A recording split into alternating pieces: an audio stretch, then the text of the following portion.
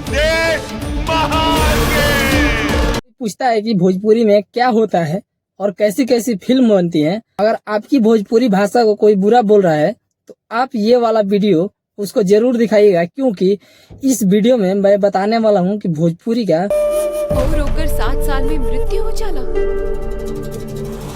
हम कुदरत इतना बड़ा महंगा फिल्म आ रहा है रवि किशन का, इतना महंगा 12 करोड़ की लागत से बनाया गया है फिल्म जिसका नाम महादेव का गोरख। और ये फिल्म का ट्रेलर देखने के बाद कहीं से भी नहीं लग रहा है कि ये फिल्म भोजपुरी का है, क्योंकि इसमें देखने के बाद लग रहा है साउथ वाला लुक।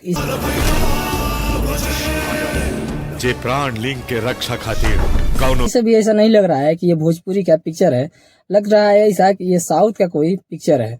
मतलब भोजपुरी का पहला ऐसा पिक्चर है जो 5 भाषा में रिलीज होने वाला है और पहली बार ये अमेरिका में लगने वाला है। पैन इंडिया में पहली बार रिलीज होने वाला है ये पिक्चर है भोजपुरी का। मतलब आप इस ट्रेलर को देखेंगे ना तो बोलेंगे कि ये भोजपुरी का पिक्चर नहीं है, ये साउथ का पिक्चर है। और भाई इसमें काम किए हैं रवि किशन, और इतना बढ़िया, मतलब वो तो हर इंडस्ट्री में काम कर चुके हैं, बॉलीवुड से लेकर टॉलीवुड, मतलब साउथ इंडस्ट्री, ऐसा कोई भी इंडस्ट्री नहीं है जो रवि किशन से बाकी हो।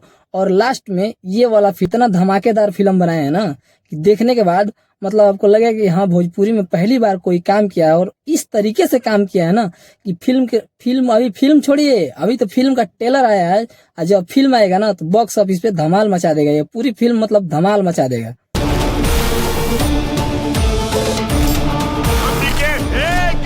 कहानी से लेकर और इसका स्क्रिप्ट इतना अच्छा है जो आप एक बार सुनेंगे, पहली लाइन सुनिए, आपको इतना अच्छा लगेगा ना कि जो आप सुनते सुनते बोलेंगे जो हाँ कोई फिल्म भोजपुरी में बन रही है। एगो बच्चा जे हर 144 साल में जन्म लेवेला और होकर 7 साल में, और भोजपुरी इतिहास का पहला ऐसा फिल्म है जिसकी लागत सिर्फ 12 करोड़ रुपया है। और इसको देखने के बाद मतलब लग नहीं रहा है कि ये भोजपुरी का पिक्चर है, लग रहा है किसी और देश का पिक्चर है।